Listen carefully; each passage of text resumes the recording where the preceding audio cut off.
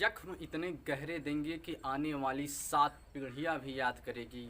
जी हाँ दोस्तों, आखिरकार वही हुआ था 6 अगस्त 1945 को, जो पूरे देश को तबाह कर दिया था।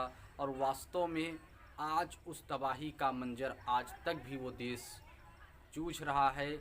और अगर उसके बारे में वो देश कल्पना करता है, वही देश क्या, कोई भी देश अगर उस मंजर के बारे में कल्पना करता है तो देश की रूह कांप जाती हैं। आदमी की आंखों से आंसू नहीं, खून के आंसू निकलते हैं।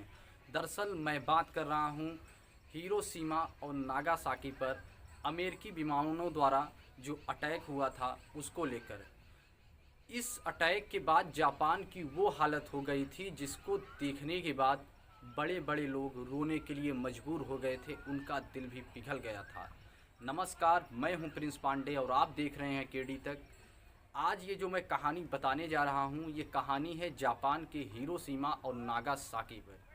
वहाँ पर जब अमेरिकी विमानों द्वारा अटैक हुआ तो क्या कुछ मंजर था, क्या कुछ, कैसे अटैक हुआ, किस विमान के द्वारा हुआ, वही सब बताऊंगा। दरअसल 6 अगस्त 1945 की वह सुबह जो पूरे जापान को राख में तब्दील कर दी थी। पूरा जापान राख में तब्दील हो गया था, शमशान घाट में बदल गया था। चारों तरफ लाशें ही लाशें फैली हुई थी।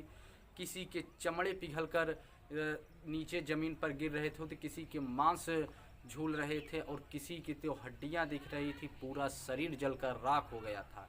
दरअसल बात ये था कि 6 अगस्त 1945 को अमेरिका के तरफ से जापान की ओर एक विमान आता है, जिस विमान को देखने के बाद जापानी सेना को लगता है कि कोई विमान आ रहा है जो जापान की तरफ हमला करेगा। तो वो क्या करती है, अपना इमरजेंसी सायरन बजा देती है, देश को अलर्ट कर देती है। अलर्ट करने के बाद वो एकदम तैयार हो जाते हैं। लेकिन वो जो विमान होता है कुछ समय बाद सुबह 6 बजे आता है, लेकिन कुछ समय बाद वापस अपनी तरफ लौट जाता है।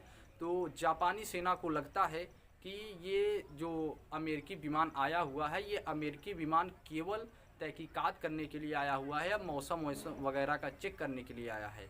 लेकिन जापान को ये नहीं पता था कि वो विमान जिस उद्देश्य से आया था वो अपनी एक मकसद से आया था, और वो मकसद था जापान को तबाह करना।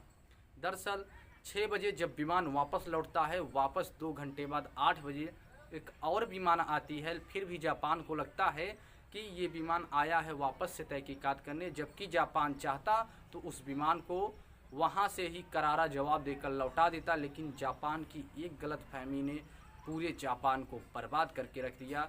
आपको बता दें कि उस समय द्वितीय विश्व युद्ध चल रहा था, जिसमें जापान भी शामिल था और वो अपने मित्र दोस्तों के साथ युद्ध लड़ रहा था। बाकी उसके जो मित्र दोस्त थे, 2 देश, वो हार चुके थे, लेकिन जापान हार नहीं मान रहा था। और जापान को हार मनाने के लिए अमेरिका का ये सबसे बड़ा साजिश था, जो हिरोशिमा और नागासाकी पर बम अटैक हुआ।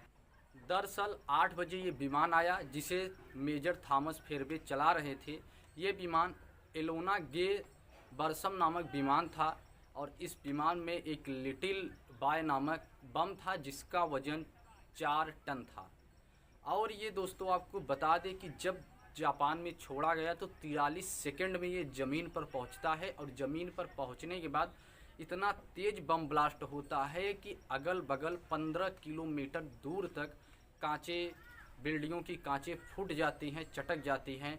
और जब ये विमान गिरता है तो चारों तरफ उजाला ही उजाला हो जाता है। ऐसा लग रहा था कि मानो सूर्य धरती पर आ गया है।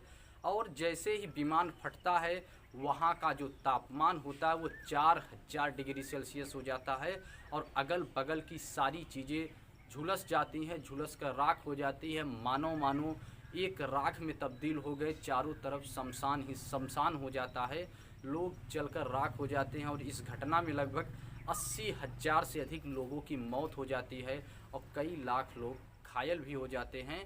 और आपको बता दें कि उस समय जापान की वो स्थिति हो जाती है कि जो पूरे जापान को बर्बाद कर देती है। चारों तरफ आग का मंजर था, लोग जल रहे थे। जो लोग जिंदा थे वो सोच रहे थे कि जिंदा होने से अच्छा हम मर जाए। और इस घटना को सुनने के बाद देश विदेश के सभी लोगों के रूह कांप उठी थी, इस मंजर को देखने के बाद, इस घटना को सुनने के बाद। आपको बता दें कि इस बम का मेन उद्देश्य हिरोशिमा था, लेकिन हवा इतनी तेज़ थी, हवा इतनी तेज़ होने के कारण यह बम अपने लक्ष्य से 250 मीटर दूरी पर जाकर गिरता है, सीमा सर्जिकल हॉस्पिटल के पास। फिर भी जब भी वहाँ पर गिरता है तो चारों तरफ उजाला ही उजाला छा जाता है, सूर्य धरती पर आ जाता है, ऐसा लगता था। चारों तरफ लाशें बिछी थी, लोग रो रहे थे, चिल्ला रहे थे, कलक रहे थे, लेकिन अमेरिका का जी फिर भी नहीं माना और वह ठीक 3 दिन बाद 9 अगस्त 1945 को फिर वापस नागासाकी पर बम अटैक किया। और ये जो न्यूक्लियर बम अटैक किया था ये भी उतना ही खतरनाक था जितना खतरनाक लिटिल बॉय बम था। और जब ये गिरा तो ये आसमान से ज़मीन पर पहुंचने में इसको 52 सेकंड लगा था, और 52 सेकंड ज़मीन पर पहुंचने के 500 मीटर ऊपर यह बम फट जाता है और वहाँ पर भी नागासाकी पर चारों तरफ लाशें ही लाशें बिछ जाती है। और इस बम में लगभग 70,000 लोग मारे जाते हैं और कई लाख लोग घायल होते हैं और पूरे जापान को जो बर्बाद कर देती है। और इस बम को गिराने का मेन उद्देश्य केवल ये था कि जापान को हार मनवाना था, उसे घुटने के बल पर बैठाना था। जो अमेरिका इस काम करने में सक्षम रहा, उस द्वितीय विश्व युद्ध पर जो जापान पर जो हमला हुआ उसका भुगतान आज भी जापान कर रहा है।